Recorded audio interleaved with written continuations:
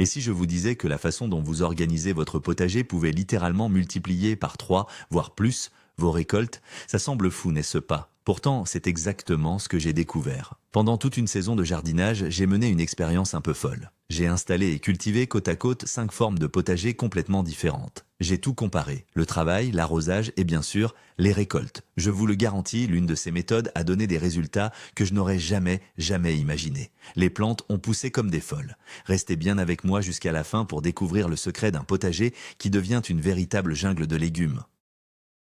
Tout est parti d'une certaine frustration. J'en avais un peu marre des récoltes que je trouvais décevantes par rapport au travail fourni. J'en avais marre de passer des heures et des heures à genoux pour désherber des allées qui redevenaient sales une semaine plus tard. Je voulais trouver la méthode, pas juste une astuce, mais un système complet. Le plus efficace, le plus simple à entretenir sur le long terme et surtout, le plus productif. J'ai donc décidé de sacrifier une partie de mon jardin à la science. J'ai délimité une grande parcelle en 5 zones parfaitement identiques. Elles avaient le même ensoleillement, la même terre de base, et j'y ai planté exactement les mêmes variétés de légumes le même jour. La seule et unique variable, c'était la méthode de culture, la forme et la structure du potager. C'est l'expérience ultime pour savoir, une bonne fois pour toutes, ce qui marche vraiment. Commençons par le grand classique, la méthode numéro 1, le potager traditionnel en ligne. C'est l'image que nous avons tous en tête, de longues rangées de légumes bien alignées, séparées par des allées de terre nue. C'est la méthode que nos grands-parents utilisaient et que beaucoup de gens utilisent encore aujourd'hui. L'idée est simple, on travaille le sol sur toute la surface, on trace des sillons bien droits et on sème ou on plante. Les allées permettent de circuler pour entretenir et récolter. Sur le papier, c'est logique et organisé. C'est une méthode qui a fait ses preuves depuis des générations, donc elle doit bien avoir quelques avantages. Sa mise en place est en théorie la plus simple qui soit. Pas besoin de construire des structures, pas besoin d'importer des tonnes de matériaux, juste une bêche, un râteau, un cordeau et de l'huile de coude. C'était donc mon point de comparaison, ma base de référence pour juger toutes les autres méthodes. Je voulais voir si les techniques modernes faisaient vraiment mieux que cette bonne vieille méthode ancestrale. L'expérience pouvait commencer.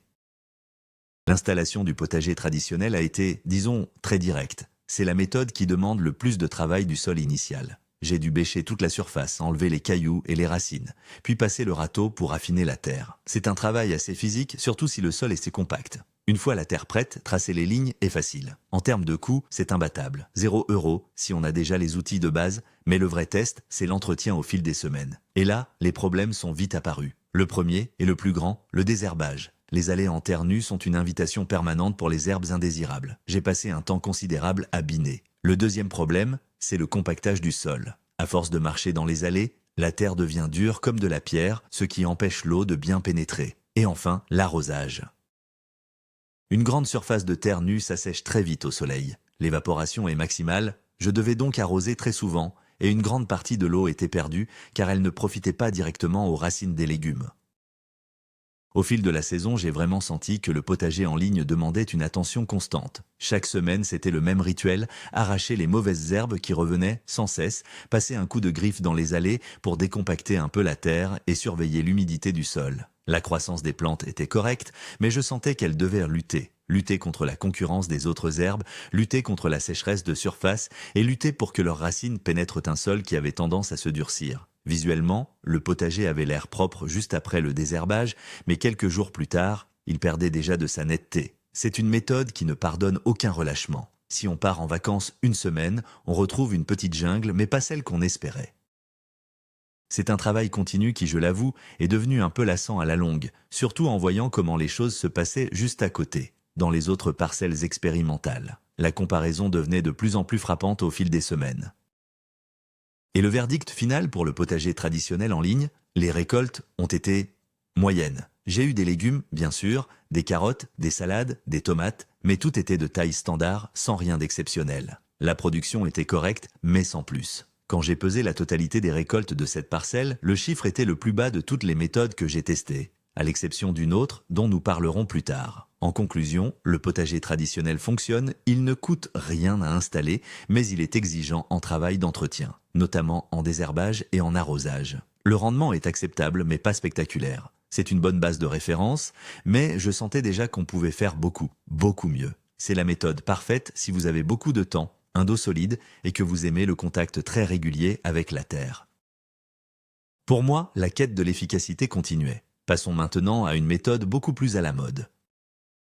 La deuxième méthode que j'ai mise à l'épreuve est une star des magazines et des réseaux sociaux, le potager en carré surélevé. L'idée est de construire des bacs, généralement en bois, de les remplir avec un bon mélange de terre et de compost, et de cultiver de manière plus dense à l'intérieur. Les avantages promis sont nombreux. Plus besoin de se baisser, une terre de qualité qu'on contrôle entièrement, moins de mauvaises herbes et un aspect très esthétique et organisé. C'est la méthode idéale pour les petits jardins, les terrasses ou pour ceux qui veulent un coin potager très propre et délimité. J'étais très curieux de voir si cette méthode tenait toutes ses promesses. Le concept est séduisant. Fini le mal de dos, fini la terre boueuse et bonjour les belles récoltes à portée de main. J'ai donc construit un carré en bois standard d'environ 1,20 m de côté et 30 cm de hauteur.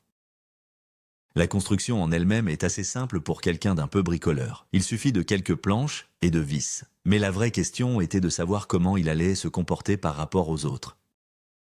Parlons de l'installation du potager en carré. Si la construction du cadre en bois est rapide, le remplissage est une autre histoire. C'est là que se situe le principal inconvénient de cette méthode.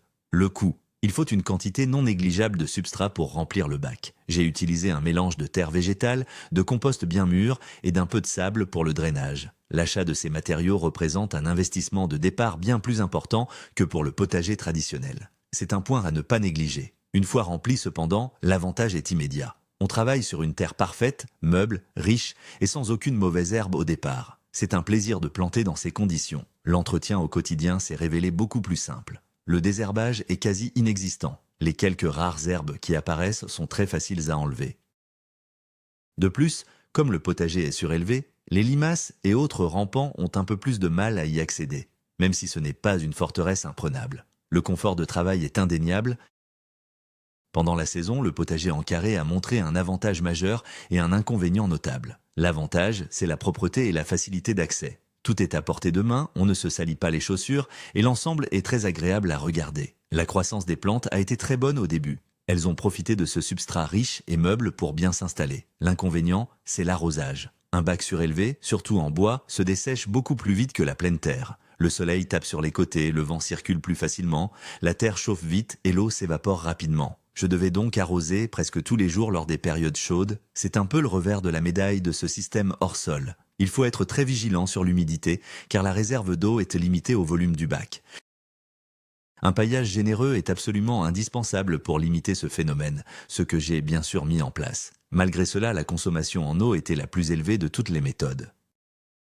Le bilan des récoltes pour le potager en carré est très positif. La productivité au mètre carré est excellente. Grâce à la qualité de la terre et à la possibilité de planter de manière plus dense, j'ai obtenu une très belle quantité de légumes. Les légumes feuilles comme les salades et les épinards étaient particulièrement magnifiques. Les légumes racines comme les radis et les carottes étaient bien droits et faciles à arracher de cette terre meuble. C'est une méthode très efficace en termes de rendement par rapport à la surface occupée. Cependant, il faut mettre cela en balance avec l'investissement de départ et la nécessité d'un arrosage très suivi. En conclusion, le potager en carré est une excellente option pour les petits espaces, pour les personnes ayant des problèmes de dos ou pour ceux qui recherchent de l'esthétique et la propreté avant tout. C'est très productif, mais cela a un coût, à la fois financier et en termes de consommation d'eau. C'était bien, mais j'avais le sentiment que le meilleur restait à venir. Passons maintenant à la troisième méthode, la plus étrange et la plus intrigante de toutes, la culture sur butte, aussi connue sous son nom allemand, Hügelkultur. C'est un concept central en permaculture. L'idée est de ne pas créer un bac plat, mais une véritable colline, un monticule de matières organiques. Le principe est de creuser une tranchée, de la remplir avec de gros morceaux de bois en décomposition, des branches, puis de superposer des couches de matières diverses, tonte de gazon, feuilles mortes, compost et enfin une bonne couche de terre végétale. On crée en quelque sorte une éponge géante et une réserve de nutriments à long terme. Au début, mes voisins ont dû me prendre pour un fou. Ils se demandaient probablement si je construisais un tumulus pour un animal de compagnie géant. L'aspect est très différent d'un potager classique. C'est beaucoup plus sauvage, plus organique. La promesse est incroyable. Une butte qui se fertilise toute seule pendant des années, qui retient l'eau de manière exceptionnelle et qui génère même un peu de chaleur en se décomposant, ce qui favorise la croissance des plantes. L'installation de la butte de permaculture a été, de loin, le travail le plus intense au départ. C'est un effort physique considérable. Il faut creuser, transporter du bois mort, des branchages. C'est un vrai chantier. En termes de coût, par contre, c'est potentiellement gratuit si vous avez accès à ces matériaux dans votre jardin ou dans la nature. J'ai utilisé du bois mort de mon terrain, des feuilles mortes de l'automne précédent et mon propre compost. La seule dépense a été un peu de terreau pour la couche finale. C'est donc un investissement en temps et en sueur, mais pas en argent. Une fois la butte construite, on sent qu'on a créé quelque chose de vivant, un écosystème en miniature. J'ai planté les mêmes légumes que dans les autres parcelles, en les répartissant sur les différentes phases de la butte pour jouer avec l'ensoleillement. Au début, j'étais sceptique. Est-ce que ce tas de bois allait vraiment faire une différence ? La réponse a été lente à venir, mais quand elle est arrivée, elle a été spectaculaire. Les premières semaines, la butte n'avait rien d'exceptionnel. Les plantes poussaient, mais pas plus vite qu'ailleurs. Je commençais à me dire que j'avais peut-être remué toute cette terre pour rien. Et puis, quelque chose a changé. Au bout d'un mois environ, alors que les autres parcelles commençaient à montrer des signes de soif lors des journées chaudes, les plantes sur la butte restaient d'un vert éclatant sans aucun signe de flétrissement. J'ai espacé les arrosages, puis je les ai presque arrêtés. La butte se comportait réellement comme une éponge, le bois à l'intérieur stockait l'eau de pluie et la restituait lentement. C'était la première révélation. Puis, la deuxième révélation a été la croissance. C'est devenu exponentiel. Les plants de courgettes sont devenus monstrueux. Les feuilles étaient gigantesques. Les tiges des tomates étaient épaisses comme mon pouce. Tout était plus grand, plus vigoureux, plus luxuriant que dans les autres parcelles. La butte était devenue une véritable jungle. C'était incroyable à observer, la vie du sol était palpable. Le moment des récoltes sur la butte a été le point culminant de toute l'expérience. C'était tout simplement phénoménal, je n'exagère pas. Les courgettes n'étaient pas des courgettes, c'était des massues. J'ai récolté des tomates en quantité industrielle et elles étaient incroyablement savoureuses, sucrées. Les haricots grimpaient avec une vigueur que je n'avais jamais vue. Chaque plante semblait dopée, mais de manière 100% naturelle. Quand j'ai pesé l'ensemble de la production de cette parcelle, le résultat était sans appel. La butte a produit presque le double du potager en carré et plus du triple du potager traditionnel. Le rendement était démentiel. Pourquoi ? La combinaison de plusieurs facteurs, une réserve d'eau constante, une libération lente et continue de nutriments par le bois en décomposition, un sol extrêmement aéré et vivant et une légère chaleur dégagée par le processus de compostage interne. C'est une méthode qui reproduit ce qui se passe dans une forêt. Et visiblement, les légumes adorent ça. Avant de passer au grand gagnant, explorons la quatrième méthode, la culture en lasagne. C'est un peu une cousine de la culture sur butte, mais sans le bois au fond et sans la forme de colline. Le principe est de superposer des couches de matières organiques directement sur le sol, sans aucun travail de la terre. On commence par une couche de carton pour étouffer l'herbe, puis on alterne des couches de matières brunes, riches en carbone, comme des feuilles mortes ou de la paille, et des couches de matières vertes, riches en azote, comme des tontes de gazon ou des déchets de cuisine. On termine par une couche de compost ou de terreau dans laquelle on plante. C'est une méthode dite sans labour, très respectueuse de la vie du sol. L'avantage principal est qu'on peut démarrer un potager n'importe où, même sur une pelouse, sans avoir à bêcher. C'est une technique très populaire en permaculture pour sa simplicité et son efficacité. J'ai donc monté ma lasagne avec les matériaux que j'avais sous la main, c'est un peu comme préparer un plat de cuisine, mais pour le jardin. L'installation du potager en lasagne a été assez facile et rapide. Pas de construction, pas de bêchage, il suffit d'empiler les couches les unes sur les autres. C'est un excellent moyen de recycler tous les déchets verts du jardin et de la cuisine. Le coût est donc proche de zéro, ce qui est un avantage énorme. Une fois la lasagne terminée, on obtient un lit de culture surélevé, très riche et meuble. J'ai planté directement dans la couche supérieure de compost. Au début, la croissance a été très rapide. Les plantes ont immédiatement profité de cette abondance de matière organique. Le sol est resté humide très longtemps, car les différentes couches de paille et de feuilles agissent comme un paillage intégré. Le besoin en arrosage était donc très faible comparable à celui de la butte. Le désherbage était également quasi inexistant. C'est une méthode très peu exigeante en entretien une fois qu'elle est en place. Sur le papier, elle avait tout pour plaire et pour rivaliser avec les meilleurs. C'était prometteur. Cependant, au fil de la saison, le potager en lasagne a révélé son principal défaut. Comme toutes les matières organiques se décomposent, la lasagne a commencé à se tasser. Mon lit de culture, qui faisait au départ une trentaine de centimètres de haut, a perdu près de la moitié de sa hauteur à la fin de la saison. Ce n'est pas un problème pour la plupart des légumes à enracinement superficiel. Mais pour les légumes racines plus longs, comme les carottes, cela peut devenir limitant. De plus, il faut recharger la lasagne chaque année en ajoutant de nouvelles couches de matière organique pour compenser le tassement. Ce n'est donc pas une solution aussi pérenne que la butte, qui, elle, est conçue pour durer de nombreuses années. La productivité est restée très bonne tout au long de la saison. bien supérieure à celle du potager traditionnel et légèrement inférieure à celle du potager en carré. C'est une excellente méthode, surtout pour démarrer un nouveau jardin rapidement et à moindre coût. Elle est très efficace, mais demande un entretien annuel. En résumé, la méthode en lasagne est une option fantastique. Elle est facile à mettre en place, ne coûte presque rien, respecte le sol et donne de très bons rendements avec un minimum d'entretien. C'est le choix parfait pour ceux qui veulent se lancer sans se ruiner et sans se casser le dos à bêcher. Le tassement est son seul véritable inconvénient, mais il est facile à gérer en ajoutant de nouvelles couches chaque année. En termes de productivité, elle se place sur le podium juste derrière la butte et le potager en carré. Elle a largement battu le potager traditionnel en ligne avec beaucoup moins d'efforts. Si je n'avais pas testé la culture sur butte juste à côté, j'aurais probablement déclaré que la culture en lasagne était ma nouvelle méthode préférée. Elle représente un excellent compromis entre la facilité, le coût et le rendement.